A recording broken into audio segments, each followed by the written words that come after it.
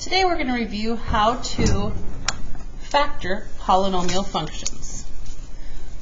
So let's start with the expression 6x squared plus 10x minus 4.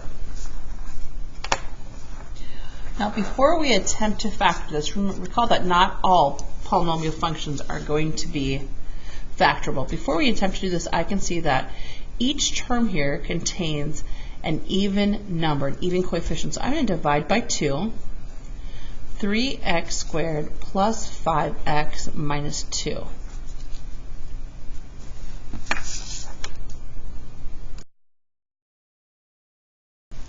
Now let's check and see if this is factorable. 3 times negative 2 is negative 6. Looking for two numbers that multiply to give you negative 6 and combine to give you a positive 5. And that could be, let's see here, so 1 and 6, if I have a positive 6 and a negative 1, multiplies and combines. So plus 6 minus 1, putting an x in front of both, and because the leading coefficient is different than 1, it goes underneath. Alright, this simplifies to 2. Because this cannot simplify any further, it pushes up, bottoms up. Don't forget to bring the 2 down.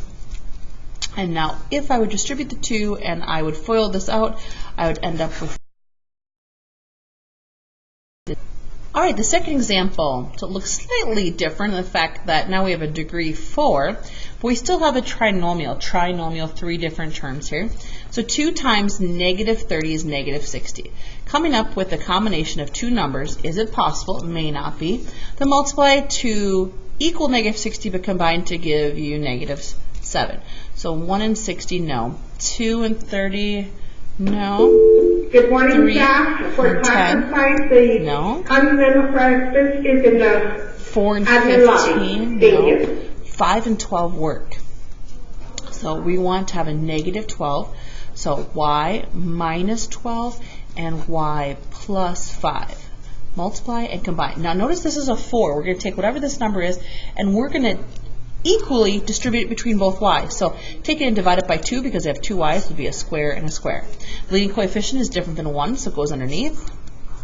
And now simplify when possible. 6, simplified. This does not simplify any further, so I'm going to push it up. 2y squared plus 5. And just notice here, if this would have been a perfect square, a 1, 4, 9, 16, I could have taken this and break it. The third example of factoring trinomials, I have 3, well I cannot divide 3 nicely into 31, so I can't factor 3 out, so I'm going to begin here. 3 times 36, so if you have a calculator you can do it by hand, or on a calculator is 108, a positive 108. Thinking of 2, they're going to multiply to give us a positive 108 and combine to give us a negative 31. That means both these are going to have to be negative. If I multiply to get a positive, but combine to give you a negative. Alright, so here we go. I'm going to start by going, I know 108 and 1 did not provide me with 31. I'm going to take 108 and divide it by 2. I'm going to have to go quite a ways here. But I know 54 and 2, no. 108 divided by 3, so 3 and 36. 3 and 36 do not give me that. No, that doesn't work. Alright, let's do 108 divided by 4. Ooh, 27 and 4. 27 and 4 do give me a 31. In order to get a 31, they both would have to be a negative 31. So I'm going to go minus 27 and minus 4. Reminder, take this number right now and it's even. We're going to divide this right now by 2 because I'm going to split it equally, so m to the third and m to the third. Because the leading coefficient is not a 1, it goes underneath. Simplify when possible. This cannot be simplified, so it pushes up. Remember, it's the bottom number that pushes up. 3m cubed minus 4. Not everything is factorable. Keep that in mind. So I have a 1 in front. 1 times negative 8 is negative 8. Coming up with two numbers that multiply to equal negative 8 and combine to give you negative 7. That can be done with a negative 8 and a positive 1. Multiply, combine.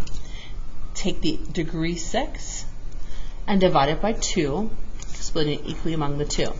Now, the leading coefficient is a 1, so I don't have to divide both terms by 1, but notice this.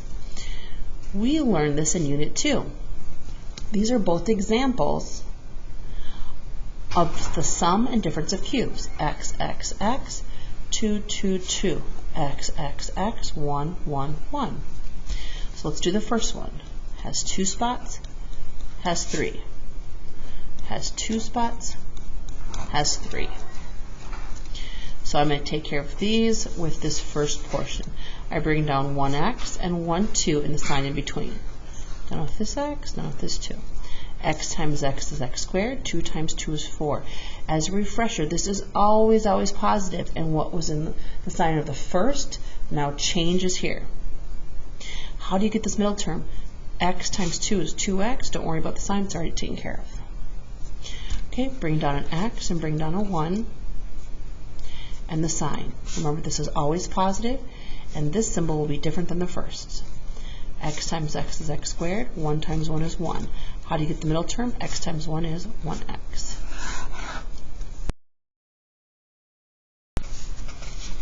Factoring the trinomial. All right, 4 times 144. 4 times 144 is 576. Notice a negative.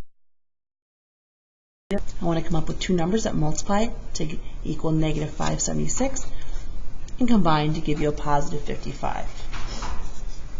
All right, so 1 and 576, no. I'm going to take 576 and divide it by 2. 2 and 288, the difference is not 55. 3 and 192, the difference is not 55.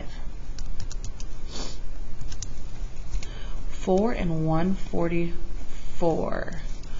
4 and 144. Okay, no, not yet.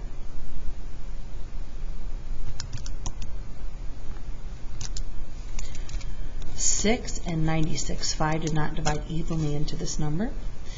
Okay, no, not yet. 7 is not divisible by that. 8 and 72. I'm getting closer to a difference of 55. I'm getting closer. Still not it. All right, here we go. 9 and 64. 9 and 64 do have a difference of 55. Okay, I want a positive 55, so a positive 64 and a negative 9. I'm going to take this degree 4 and divide it evenly by 2 because there's 2 spaces. And then notice the leading coefficient is 4. I'm placing a 4 underneath both. 64 divided by 4 is the 16. This cannot be simplified any further, so 4 pushes up. All right, we still have to analyze at every point here. So 1 is a perfect square and 16 is a perfect square. And I do have a 2 that can be evenly split up. The problem is, the reason I cannot take this factor and go any further is because I have a plus sign. So 1x squared plus 16 done. Here I have 2 perfect squares, a subtraction sign, and this can be split up evenly. So this breaks into 2x plus 3 and 2x minus 3. At first glance, you're looking and you're thinking, this looks nothing like what we've done today. But we actually have simplified a problem that's going to look similar to this.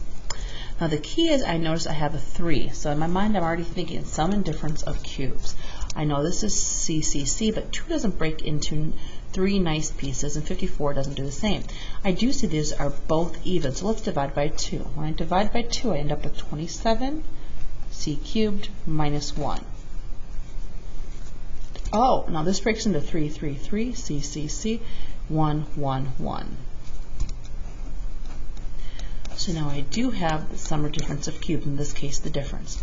Remember, this is always going to be addition. In this case, this is subtraction and opposite. Bring down 1, 3 and 1 c in front and 1, 1 in back. 3 times 3 is 9, c times c is c squared. 1 times 1 is 1. Okay, how do you get the middle term? 3c times 1 is 3c. This expression also looks different than the previous ones we've completed today. When asked to simplify, you did learn how to do this freshman year, and again in Unit 2 we reviewed it. Notice they are in order from the highest exponent on the variable all the way down to having no variable.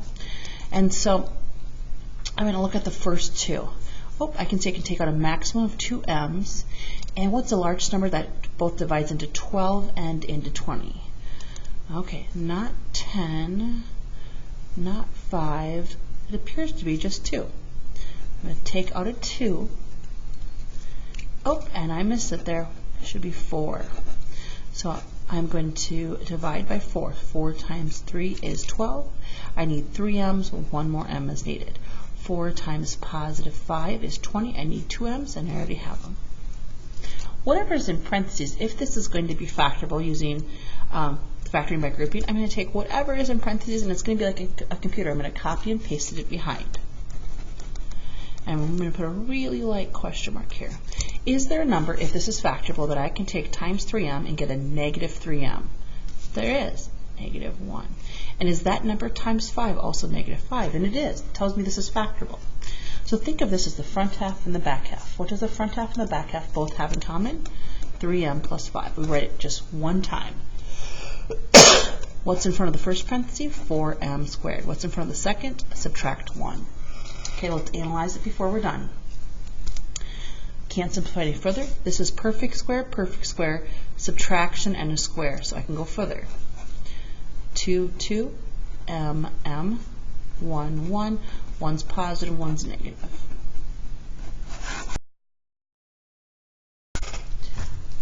In its expression, we're asked to factor if possible. And so I can see that this looks a little bit different because I have multiple, in this case, multiple variables. So let's check the first two. Okay, 9 and 18, I can distribute a 9 out, factor 9 out, and they both contain an a squared. What would be left inside? 9 times 1 is 9. I already have an a squared. I need a c. 9 times negative 2 is negative 18. I need a squared, which I have, and 1f. Whatever's in parentheses, I'm going to copy and paste behind and put a really light question mark. Is it factorable? Well, can we find a number that you can take times c and get negative c? Yes. Now, if this is factorable, is negative 1 times negative 2f a positive 2f? It is. Think of this as the front and as the back. They both have a c minus 2f in common. What's in front of the first and what's in front of the back?